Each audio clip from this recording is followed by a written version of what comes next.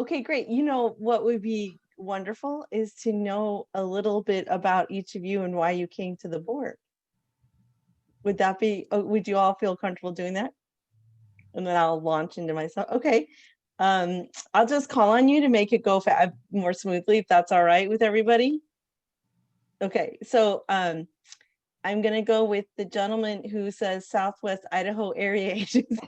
I don't think that's your name, Raul. Yeah, you can call me Suia now.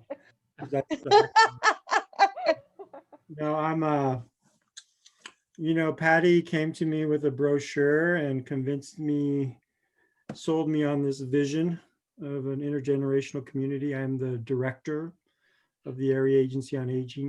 She caught me at the right time because I had just taken my grandson in because I'm a kinship parent. I think I've been on the board for probably about a year and a half. I've been in aging and senior services probably about 20 years now. Have managed grants and now I'm the director of the AAA. And I guess that's my curiosity with your organization on how you two collaborate. So that's my spill. Thank you, Raul. Thank you. Michelle? I'll try and make mine like my short elevator speech, and that is, I saw your organization actually many years ago and was talking with someone about how interesting it would be to have something like that in Idaho. I was running a ministry for foster and adoptive families at our church. So fast forward now is I have a business working with as a parenting coach and a TBRI educator, working with families, and I also work for a children's mental health nonprofit. So I think they invited me here for dreaming about programming. That's awesome. Ryan? Hi, Dorinda. Nice to meet you. I came in to Harmony Park because Patty and I were in a small group at church together for adoptive families. My wife and I adopted our daughter almost 8 years ago, and our eyes were opened to that process and through some challenges we faced during that process. And then we're also involved in foster care as well. And so seeing the two and realizing the need for something like Harmony Park, we wanted to get involved, and the rest has been history. Beautiful story. Sean? Yeah, so I actually met Ryan 2 years ago. And it was because we were interested in the foster care system, and a mutual friend of ours said, you guys should get together. And so we got together for dinner, and I think Ryan shared a little bit about it, but I didn't think anything of it. And about 3/4 of a year maybe ago, I decided to join. And my wife and I are going through the foster care system it's been delayed. We took the class during the summer, and we still have not had the home study just because of COVID delays and all that kind of stuff. But I guess I've just seen the need as well. My wife is a nurse, and she's gone to Haiti a few different times and was in an orphanage there, and just had this heart for that, and then specifically the need is huge here as well. So how can we get involved in this? So this seemed like a good fit. I'm a realtor for my day job, so I can help out in terms of that and help with the purchase of land. So that's kind of fun to be able to do and be able to give back that way. So yeah. You all have such wonderful stories, which will be important later in our talk. Pastor. Hi, how are you? I'm Jim. Hi, Jim. I was invited onto the board in July, and it's been fun serving with them. We are, my wife and I serve a church right here in Caldwell, where the property is located. We have a sad and tragic backstory that involves property, and we won't go into it tonight, but we met Patty and Ryan on September 11th of 2019, and September 28th, we were walking through Bridge Meadows in Portland to see what kind of a fit it would be for some property that our church had available. So we were so captivated by this whole idea of Harmony Park and then Bridge Meadow, but to actually see it and experience it and have your staff take a break from what they were doing and lead us through, it changed our world. And so we kind of begged to become a part of it, even though we weren't able to complete a land deal on our property. Mhm. So yeah, we're excited. We are incredibly excited. We are the boots on the ground here in Caldwell, so we see the need everywhere we turn. And we've found incredible community support, community embrace. Certainly the school districts have embraced this, and so have the mayor's office, and all the people that need to say yes have Yes. said yes. So away we go.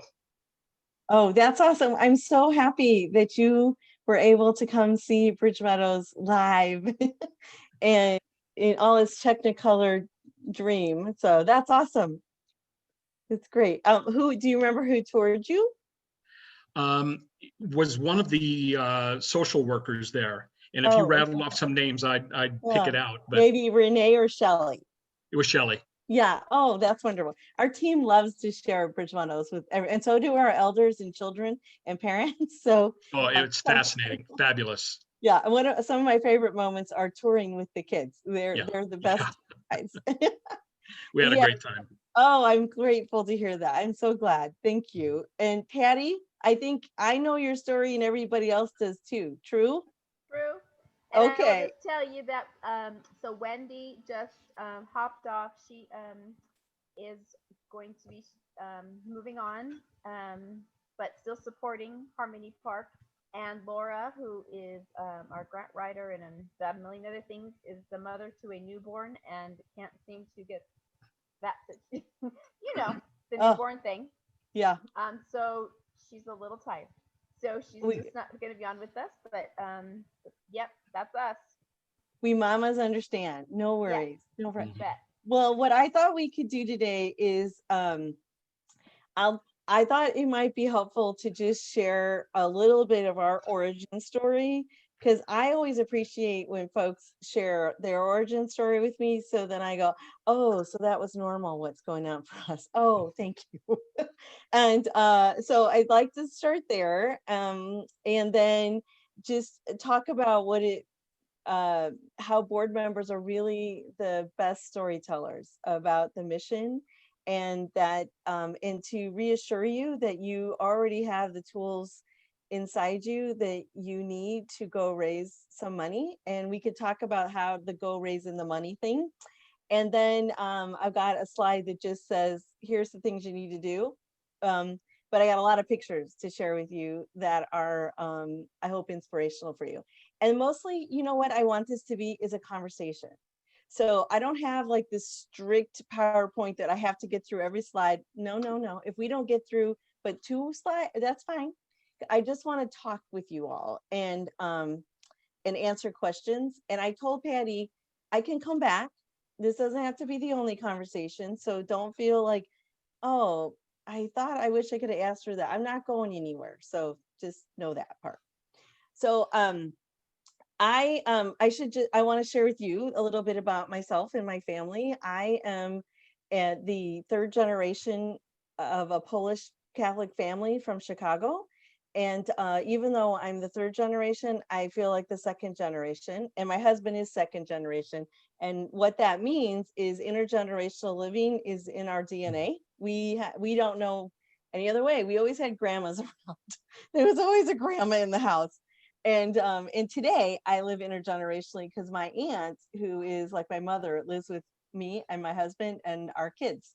And our family was built through adoption. My children are 21 and 16 now, although I still see them as, 21 months and 16 months old. I'm sure they'd love that about me. But so I understand. And also, so from a personal point of view, it's that I have this understanding. And then I'm a clinical psychologist by training. And from a doctor point of view, I understand why this model is so important for us to unite the generations to solve some really huge problems in our country. And so I'm very passionate about intergenerational living and uniting the generations and cherishing all the generations. And the reason I asked you all for your stories and I want to share mine is because that is your toolbox, because people want to know your why. And so let me just, can I show a PowerPoint? Whoever, Yeah, let me, thank you, Raul. I just want you to see some pictures of cute kids at Bridge Meadows for inspiration. let me remember how to do this. It's been a while. Oh, okay. If you go to share, there's a little carrot and you can hit multiple.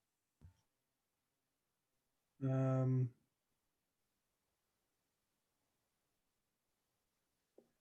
sorry. So, share. Yeah, Where would I find that at? down on the bottom next to chat. And it's fine. We're all like learning the world of Zoom. Hold on a second. Okay, Raul. I'll keep talking until. Oh, So, did you want to ask a question, Raul? so I have share screen. Okay. And then now there's a little carrot that should say, please choose multiple, like the word multiples in this thing. There you go. Okay. There should be access. Yes. Well, that would be good if I then would hit the share so you all will see it.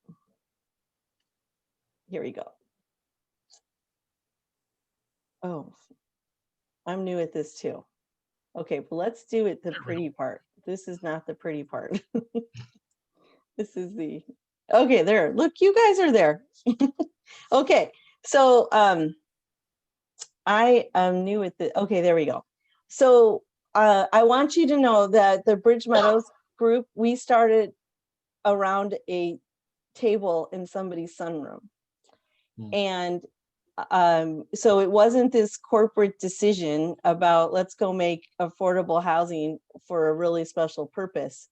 It was, hey, we read this book that Brenda Ehart wrote, or no, was featured in, she didn't write it, about putting 3 generations together to solve a really big problem in foster care in Illinois.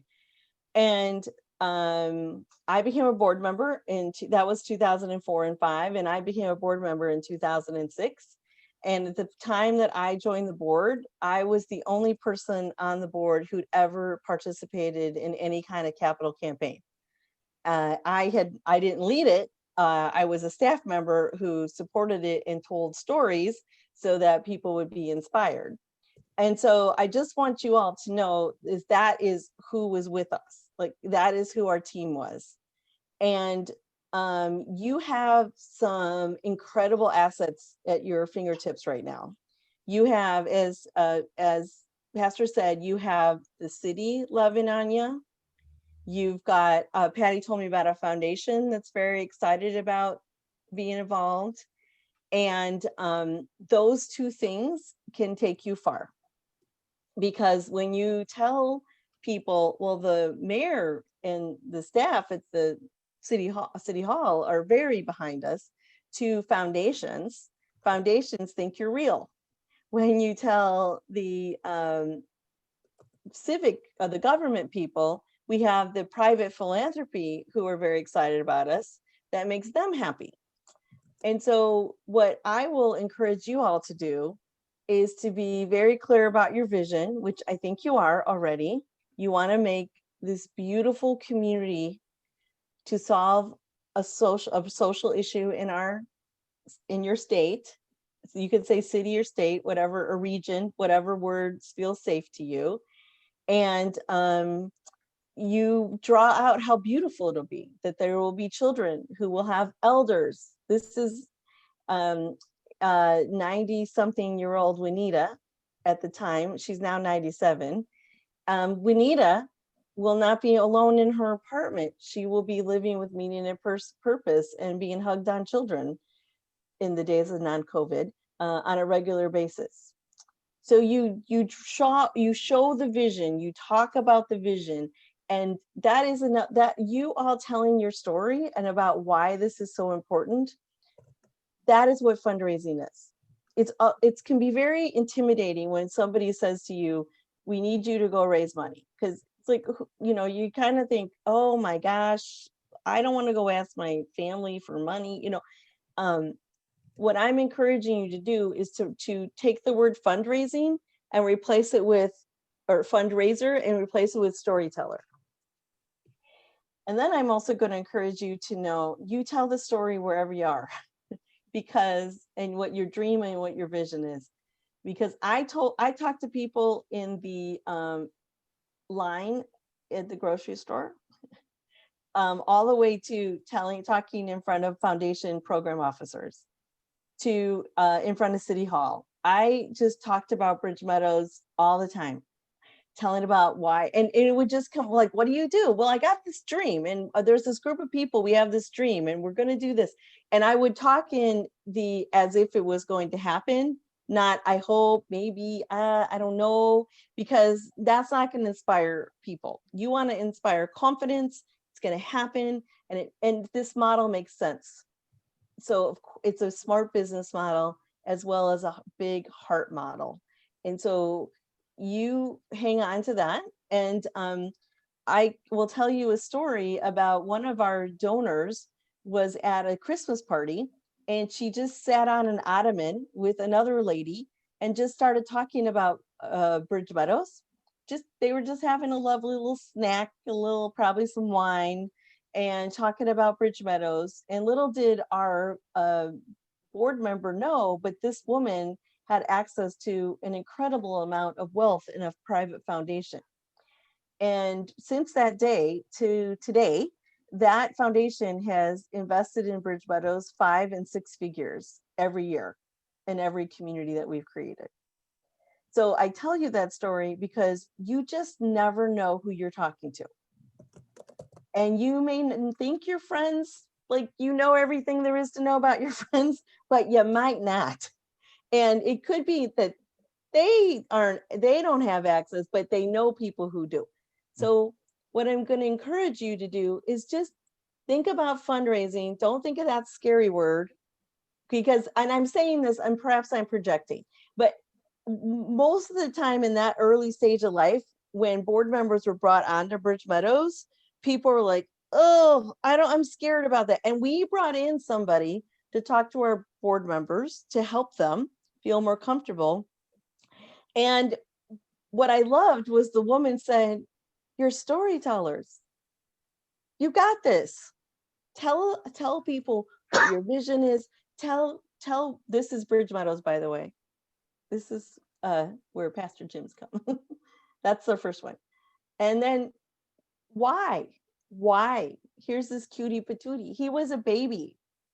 You can use my stories when you tell stories, by the way. You can use Bridge Meadows stories, because we use Brenda's stories. We used Dr. Ehart's stories from Rantoul, Illinois, because you didn't have your stories yet. But you also have personal stories, you all. So those are powerful stories to inspire people. And you may have to tell them 3 times. You may have to tell them 13 times. Just keep saying it over, because it's like watering a plant, about getting people excited about what you're doing and having them come alongside you. So here's my story, one story for you. This is Joaquin. He was a baby. So I've known him his whole life. He is now 9 years old, but Joaquin came into Grandma. Grandma adopted his 3 brothers. And when she came to Bridge Meadows, she had adopted 2. Number 3, the toddler, was about to be adopted. And number 4, little Joaquin, was about to be born. His mother, her daughter, had significant mental health issues, which made it very difficult for her to be a mom that could take care of 4 active little boys, let alone herself. And so Grandma had no other choice but to say, of course, I'm going to take my boys. But what happened is when number 4 was about to be born, Joaquin, the house wasn't big enough. So all of us who've adopted children know, or foster children know, that things get measured, right? The bedroom has to be a certain size. You know, if you just have a baby and they sleep in a dresser drawer like my husband did initially, nobody cares. But when you adopt or foster, people seem to care about that. And so her house wasn't large enough, and she was devastated because she thought, how could I not take this boy, this child? And so thankfully, the caseworker, we had done a lot of work with the child welfare system. We hosted meetings at Bridge Meadows when we were still wearing hard hats. We got them to love on Bridge Meadows because we wanted them to see us as a solution for them. And so they knew about Bridge Meadows. They told her about it. She came to visit us, still with the fence around us, and she cried. And I have to tell you, in the beginning, when we would do tours of Bridge Meadows to prospective residents and they cried, I was a little disconcerting. Like, did we say something wrong? And really, those are tears of relief and joy. And so this family moved in to they were the first family to move in. We jokingly called them the first family. And baby Joaquin was born three months after they moved in. And he has known no other life than having a bunch of elders loving on him or scolding him, you know, because that's what grandmas do. And I think for the first 3 months of this kid's life, he did not see the inside of that bassinet awake. He was held all the time. And she got so much support for caring for a toddler, you know, two little elementary school kids, an elementary school kid, a preschooler, a toddler, and now a newborn. So this is the why, because what would have happened to Joaquin? He would have not been with his brothers. He would have been disconnected from his family, and that grandma would have been sorrowful. We can't let that happen. So be strong in your why. Because people will challenge you. They'll say things like, well, that's not very many kids. We get this. That's not very many kids. And like, oh, really? Well, let me tell you how much one kid who doesn't get adopted costs the state, our country. It's $300,000 over that kid's lifetime. Now, times that by the 25,000 kids a year who don't get adopted in the foster care system, and we're pretty much getting into billions of dollars. So if you guys start doing this and you start having issues where people like, oh, I didn't know the answer to that, we probably have an answer. We probably have something we could share. And we are happy to share. We are not an organization that says, oh no, we're not telling anybody what we did.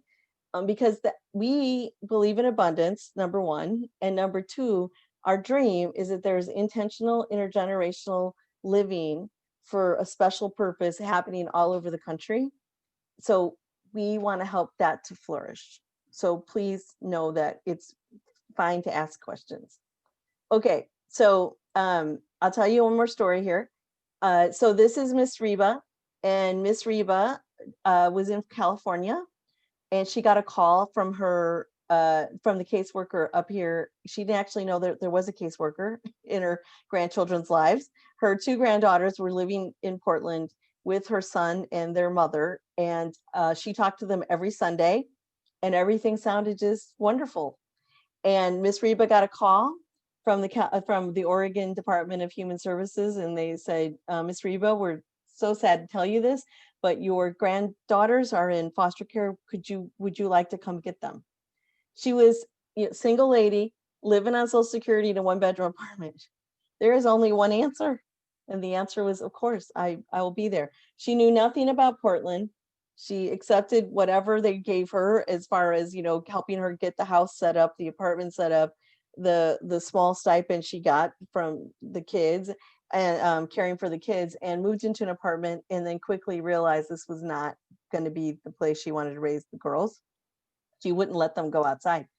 And she was devastated to know that even though she had been checking in with them on a regular basis, she was devastated to know that her son had succumbed to drug abuse, and that the children at 7 and 8 years old had never been to school.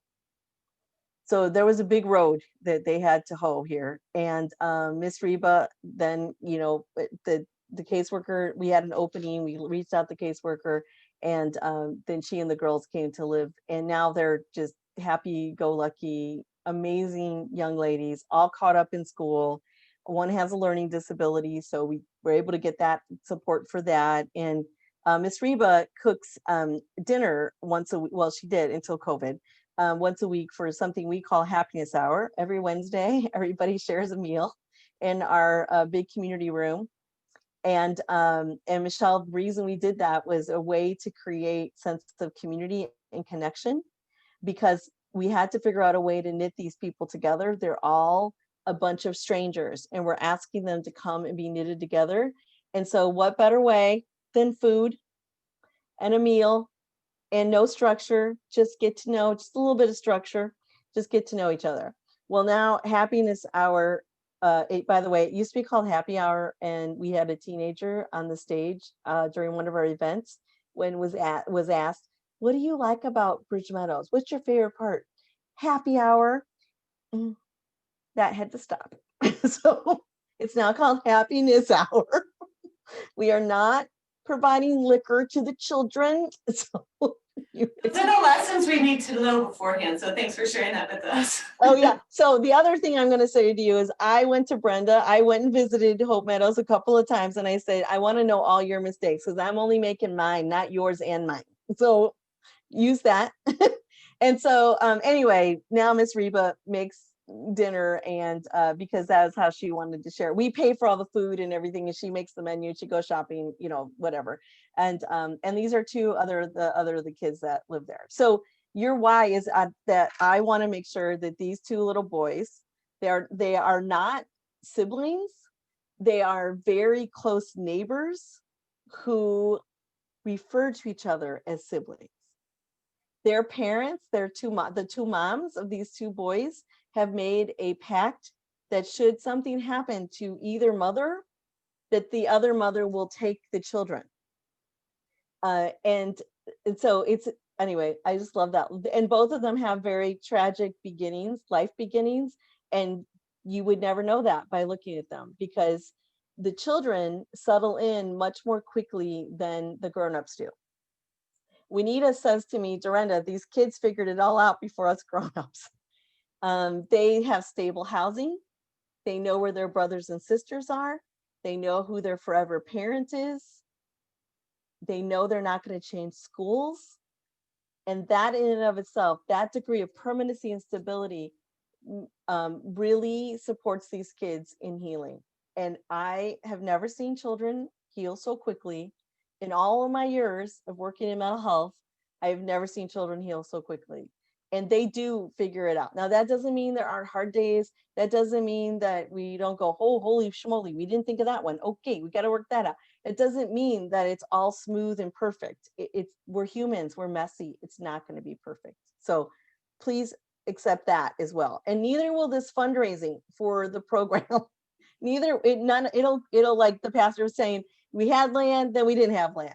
Yeah, that's normal. I had to learn that about real estate development. It's all wacky, and no deal is the same as this next deal. So just what I would say to you all is hold on to, we'll figure it out, because that's what we do that. We'll go, oh, well, that's interesting. We didn't expect that. Okay, well, we'll figure it out, because we have caring, smart people around us. And if we don't know the answer, we'll go find somebody who can help us find the answer.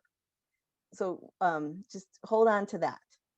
And then when you're talking about the vision, why it's important to you, your why, talk about the possibilities. You know, when we were creating the first Bridge Meadows, I have to tell you, we did not see past one community. We could not see that, because it was such a mountain to climb to get one out of the ground. And then we're watching, the kids are doing better. The elders are living with meaning and purpose and just feeling strong. And they're, walking across the courtyard to go get baby Joaquin so the mom can take a shower. And you're just watching all this amazing, beautiful connection happen. And we didn't see all of that. And I want to tell you that Miss Reba's son is well now. He's out of jail, he's well. And he's a big part of they're adopted by grandma, but he is a big part of their life, and he's a big part of Bridge Meadows. He's woven in just like everybody else. We did not see that because we could only see the kids.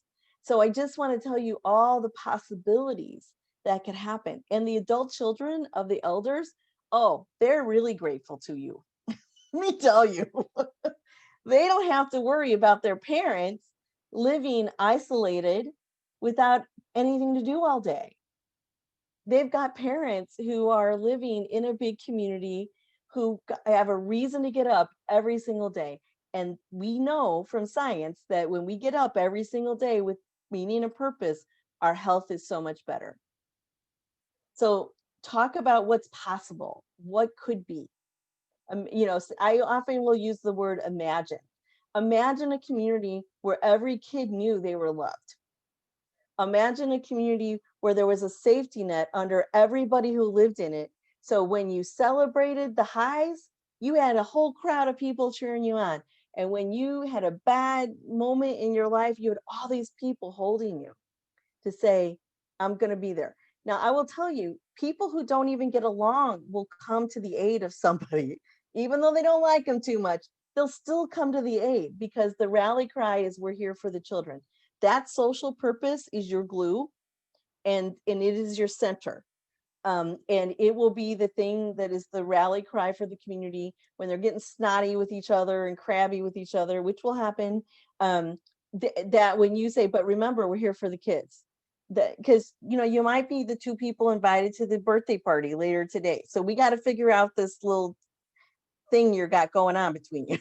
So anyway, you can just talk about what the possibilities are and help people see the vision. And then these are, by the way, this is our third community. That's why I started to tell you. We saw one and then we went, we got to do this again. Why would we only do one? Now we're on to 3.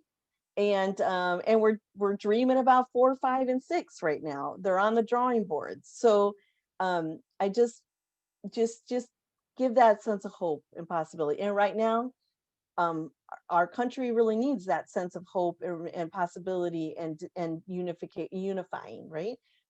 What you guys are going to create is that's what it does. It unites the generations around a very special issue to heal our community. Okay, so this is Redmond, Oregon. Not, hey, closer to you guys. I'm sitting in Gresham, Oregon, so. Okay, and then I just wanted to show you, this is our Beaverton program, and all of these folks were in a parade together. This Beaverton has a little parade every year, and one of the elders organized the kids and the Wonder Woman there, that organized all these people to be kids and elders and parents to walk in this parade. It was adorable and wonderful. But you get to see another piece of our community. We designed them so that a lot of the backyards look into our courtyard where people gather. Okay, so now let's get to the little nitty gritty. Okay, so you want to set a goal together, and that goal will be based on, once you know how much it costs to create your community, which your real estate folks will help you figure that out, what you can get from public sources. And since that mayor loves you, I'd be talking to the mayor about how much will Caldwell be investing, and talk about, how much will the foundations. I will tell you that in the beginning of Bridge Meadows, in number 1, we did have big chunks of money from foundations. And then we had, I would say it was like this: foundations, corporations, and individuals. And the foundations can do the 6-figure and the 5-figure gifts. Some corporations can do 6 and 5 figures as well. And individuals can do 2 figures all the way up to 6 figures. You can also make those pledges be multi-year. So for example, in Bridge Meadows number 2, one of our board members is blessed enough to make $100,000 investment, and she spread it over 4 years. So those are some creative things. But first, let's talk about, you want to know what your goal is, because until you all know that, that's going to be a little bit hard, but you can still tell your story. But you'll get there. Then you want to create a clear fundraising plan. Like, who are the foundations we're going to go talk to? Who are the corporations whose missions align with ours? Who loves kids? What CEO has been adopted, has a sibling that's adopted, experienced foster care, knew people, had a best friend in foster care, or just wants to make the world better for foster kids? You want to do some of that intel. And let me tell you, folks impacted by foster care are everywhere. The first one, I'd be walking around thanking the plumber and the landscape people and the site work people. Thank you, thank you, thank you. And they're like, well, here's why I'm doing it. They would tell me their story. And time again, the reason they love Bridge Meadows was because their life was touched by foster care or adoption in some way. And I will tell you that we opened in 11, our first one, and we still have donors from that time who worked on it, giving to Bridge Meadows to this day. You want to set clear expectations for your board, and you want to say everybody participates. Now, let me explain that. Everybody on the board needs to give something. And each of us have a different threshold that we can give based on our own personal finances. But everybody needs to give something, because how can you go tell your story and ask people to invest if you yourself have it? And foundations have it as a checkbox.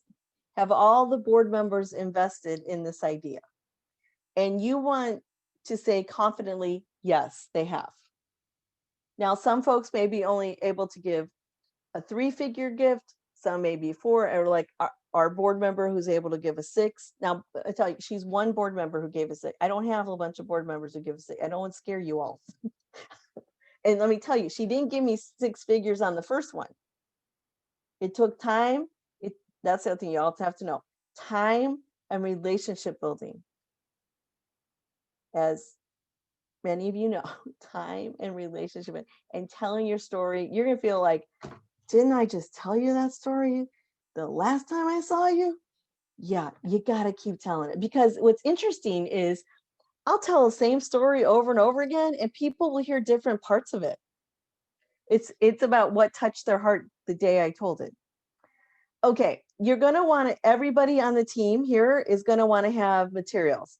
That brochure that Ryan talked about, or no, Raul talked about, the brochure, that was the thing that got sparked you. So you want to have that, because it's also nice to have tools to show people, show them your vision.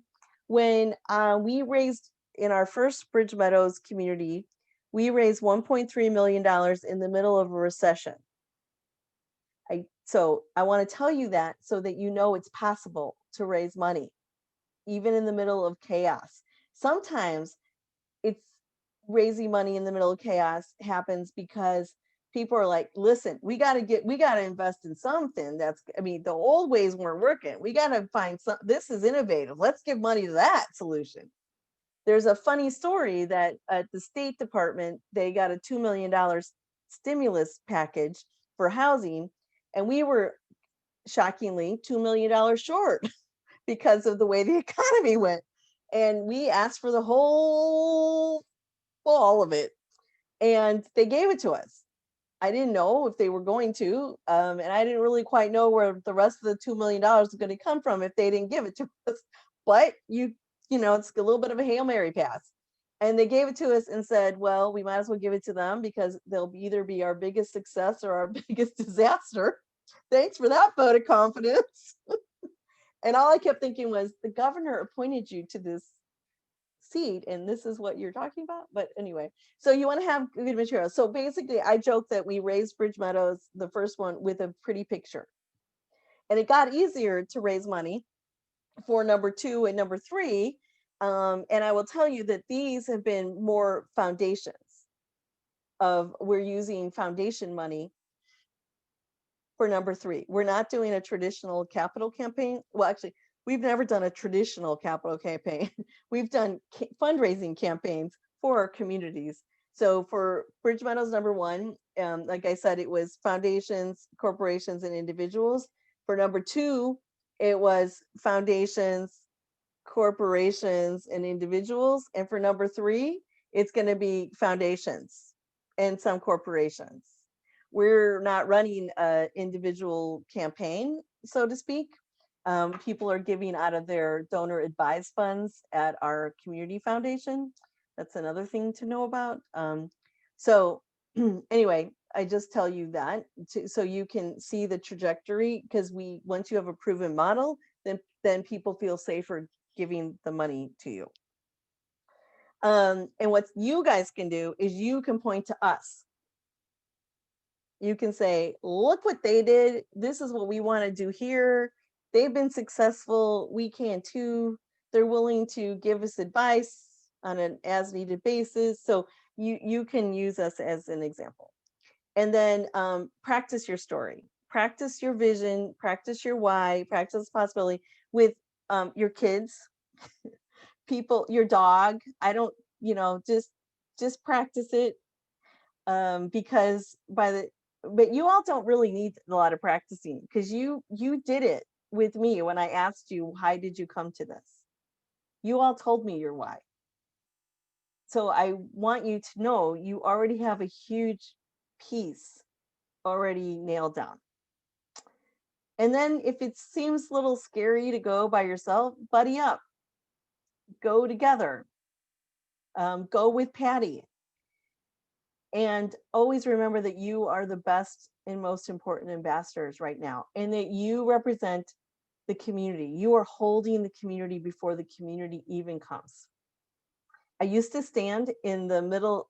It was really hard to make the first Bridge Meadows. I will not lie. There were times when I was like, oh man, I left a really big job to do this. And I went from 500 staff to 1 staff.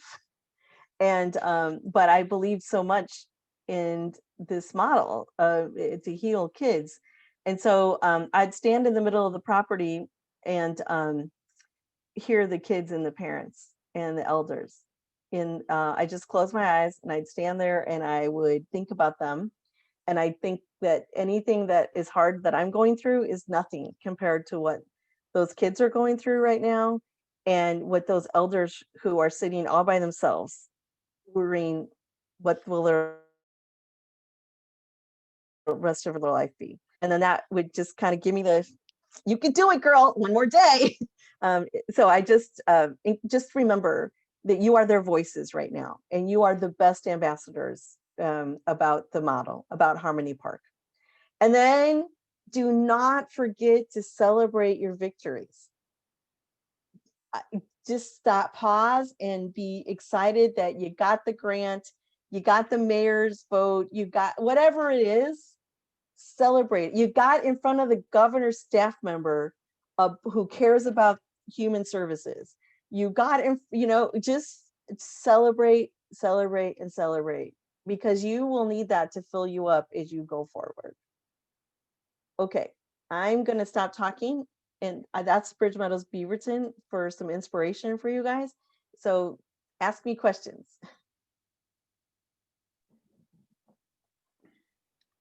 So this is Raul. So my understanding, the demographic is seniors, probably a certain age range. And then there's also foster families, probably a variety of ages in that way. How is that? Do you keep only seniors together, or how does that, or do you save spots for certain demographics? Oh, that's a great question, Raul. So our elders are 55 and older at a particular income level, because we use affordable housing financing tools to help us create Bridge Meadows, because that's $10 to $12 million right there. The community you're looking at right here cost $15 million to make. And our one in Redmond is going to cost us $18 million. And the first one cost 13 million. So it just, inflation, you know, time. And so what we do is we have a big building for the elders and then a smaller building for the elders. So what you're looking at here is, I think I have a cursor. Okay, this right here is an eightplex for elders, and they're 1 and 2 bedroom apartments. And then what's at our back is a very large building for elders. And those are also our 1 and 2 bedroom apartments. This right here and this right here are, and this here are family apartment, townhouses. Our townhouses are 3 and 4 bedrooms, because the average size of a sibling group in our foster care system is 3 kids. And we wanted the parent to be able to take all of the kids, and they may have their own children. So we wanted to have enough room for them. So as far as saving spots, we have a memo of understanding with the Department of Human Services Child Welfare System. And so we are having that MOU helps us, I don't know if I say save spots, but helps us prioritize that those are the families who would come to live at Bridge Meadows. And you're right, our parents range in age from late 30s to 60s. And because they're aunties and their grandmas, or they're young families that want to adopt children through the foster care system. And then the kids range in age from babies to 18. Families can stay at Bridge Meadows until all the kids launch. So we don't say you only can live here 2 years, because everybody needs to settle down in their own time. And so, and then once they settle down, we want them to stay settled down, and we want them to be rooted in family. So we don't have that kind of time limit, but all the families know that once all the children launch, then we will say to them, would you like to be an elder? Would you like to live nearby? What's important? Families move for all the reasons we would all move. You know, they want to go buy a house, they want to live near other family, they want a job, all the reasons we would move. And so I think, and sorry, so I said that's, and then the elders come to us from all over the country. As close as across the street, I'm not kidding you, in both communities across the street, and as far away as Manhattan. Somebody came from Ireland. So Okay, thank you. Dorinda, thanks for sharing all of this. I have just a couple of questions. What is Sure. the average length the family stays?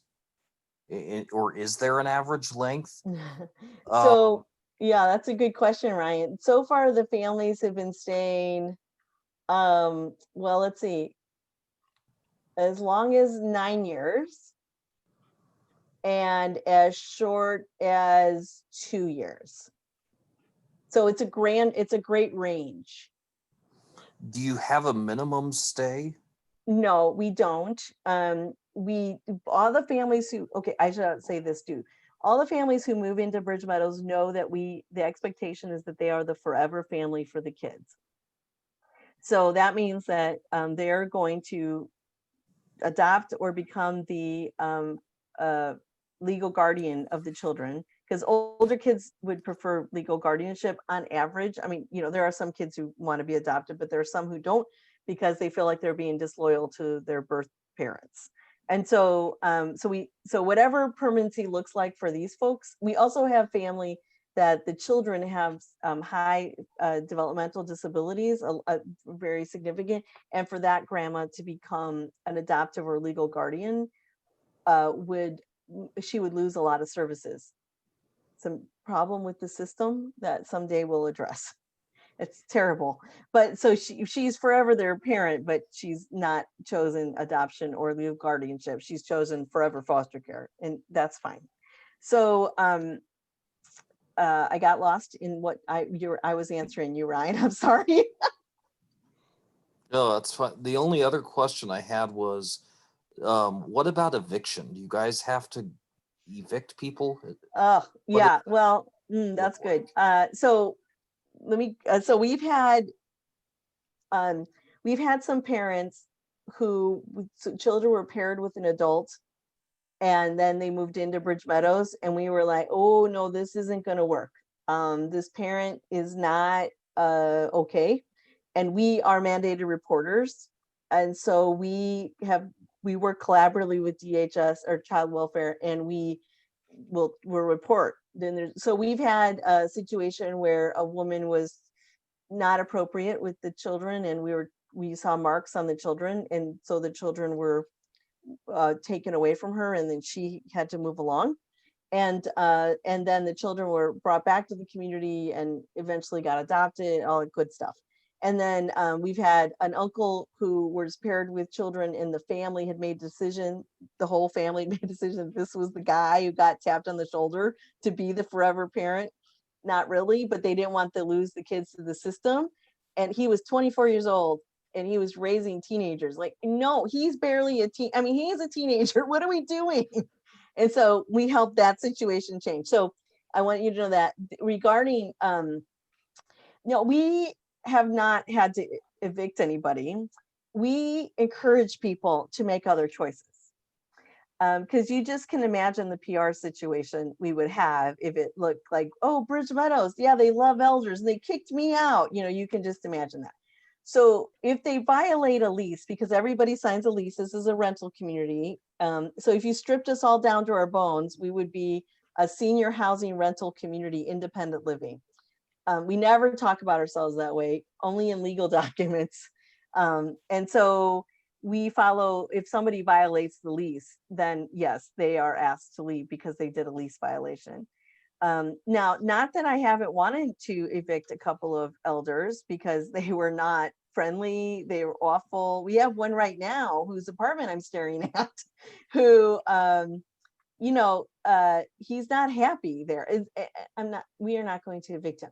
But what's hard is he's not happy there. He only came for the lovely housing. And that's just not going to fly well if you're living in a community where elders are asked to contribute 100 hours a quarter. We cannot force it. We cannot put on the lease. But the more you give, the more you get, with your life feeling fulfilled. And so he's missing out. He's miserable. And I keep thinking, could we help you go somewhere where you be happier? So far, he's not taken us up on our offer to help him find somewhere. He just likes to be mad at us all the time. So I tell you some of these things. I just want you to know that would be normal if that happened.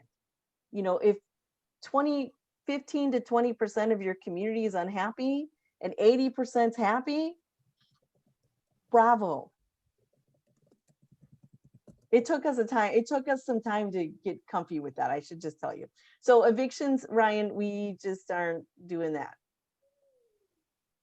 Thank you very much for that. Yeah. That's really helpful. We subcontract with a property management company too, by the way.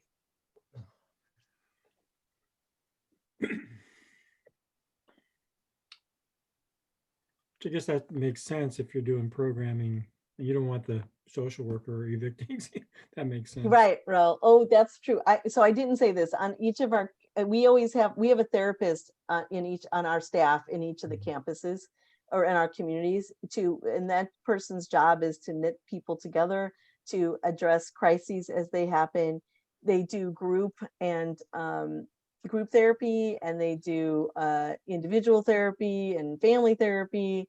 And then they collaborate with the residents to do programming, and they bring outside resources in. So they're the knitter of the community, the knitter. They help with conflict resolution. So the knitter. And as I tell you all this, these are things that are meaningful when you are out telling your story. It comforts people a lot when I say there's a therapist on site. We're not just saying, let's put 3 generations together and just watch what happens. Yeah, no, it won't happen. Well, by the way, it won't work. It will not work if you don't have someone helping them knit, because what you have then is people will go into their silos. The elders will hang out with the elders. The kids, they won't mingle. And so it's been really meaningful. And that gives donors comfort to know that we're doing that. I should also tell you that our communities are very intentionally designed. We are sat with our architect and said, don't draw. We want to tell you what our outcomes we want to have happen. So those windows, that circle, actually, this is the shape of a football.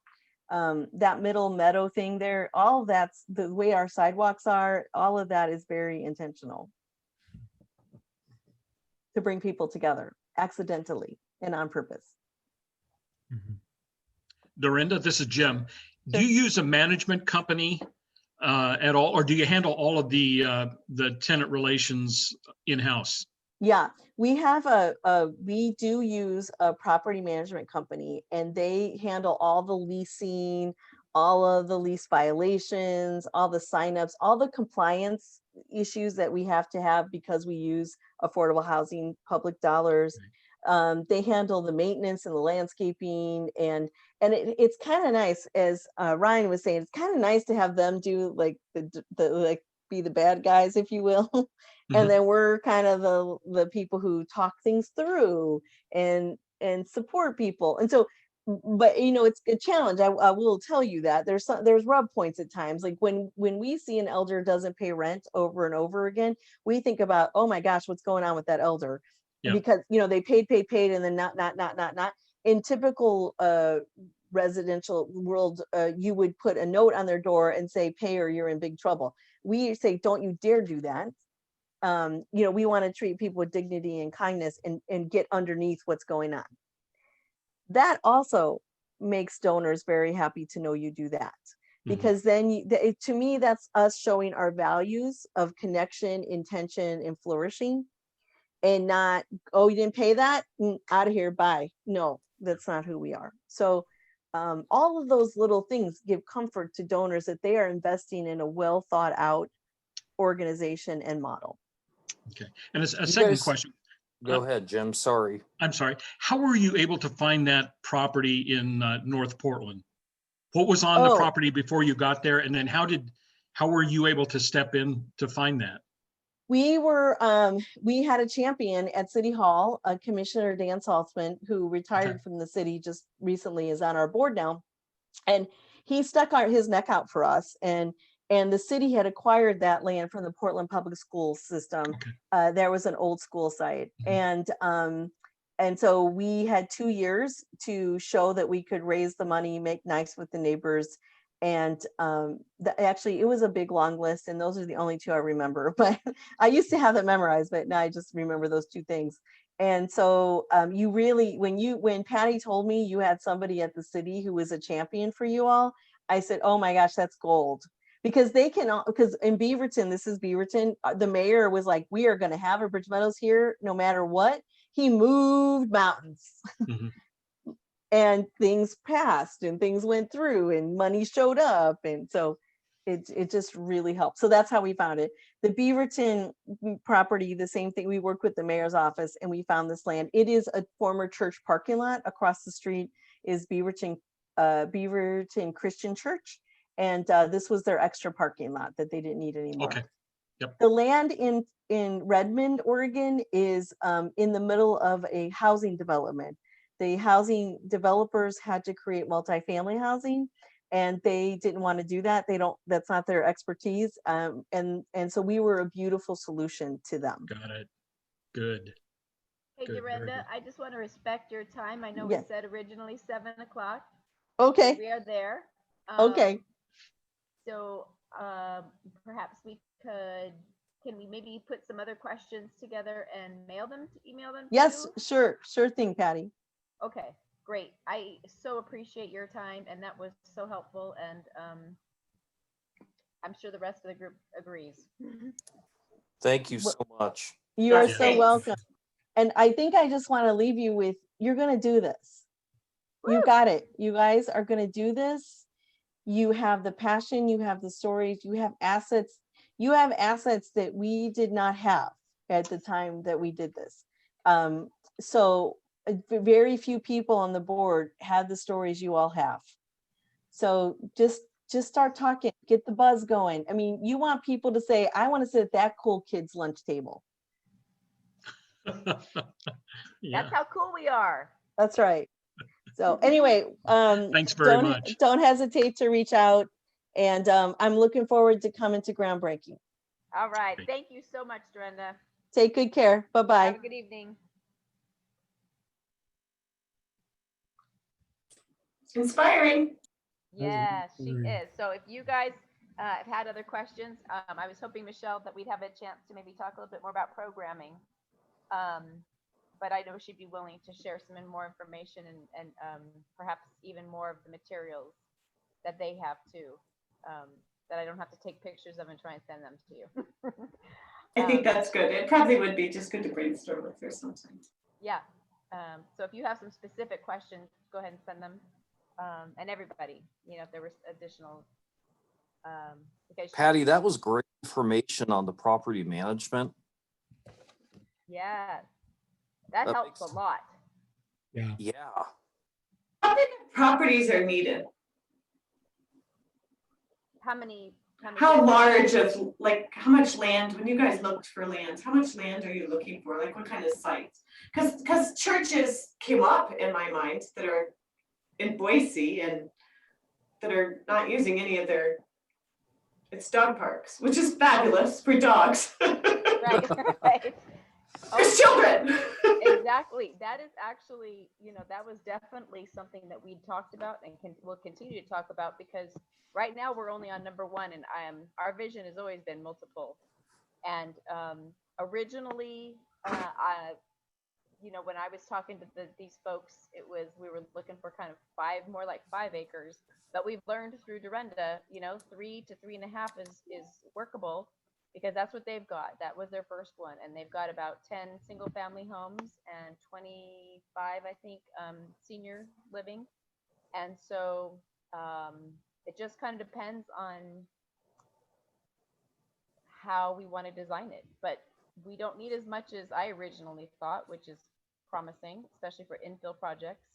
But there's also opportunities for, there's just, especially how many families are out there, and Yeah, it would be nice to be able to provide even more housing, honestly. of course. Michelle, the other place that Patty, Laura, and I toured a while back was a domestic violence shelter in Caldwell. And that's where we first started realizing, do you remember this, Patty, that we Yep. could do it on a smaller land than Mhm. we initially thought? They're right near the police station. And then they were kind of showing us how they just did it in chunks and have now grown Mm. many different properties. But that is an opportunity with our current land that we have at some point of buying out the rest of what the couple owns, which is another acre and a half. Okay. So when we Interesting. presented to Jim's board, when we were originally looking at those properties, Jim had a great presentation information about how churches are a great resource for land and other opportunities as well to join us in this quest. And how large is our current land? I'm sorry, I'm the one with all the questions right now, but these are the quick questions. I'm sorry, did you say size? Like How large is the current property? We just, 3.5 acres, right, guys? okay.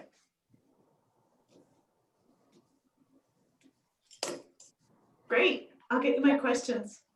Awesome. Okay. Thank you. Yes. Have a good night, everybody. And Michelle, let me know if you can work out a time to get these materials that I do have to you, or if you think they'd be useful, or if we should wait. It's up to you. All right, I'll email you tomorrow. Okay, great. Good night, Bye. everybody. Good night. Bye.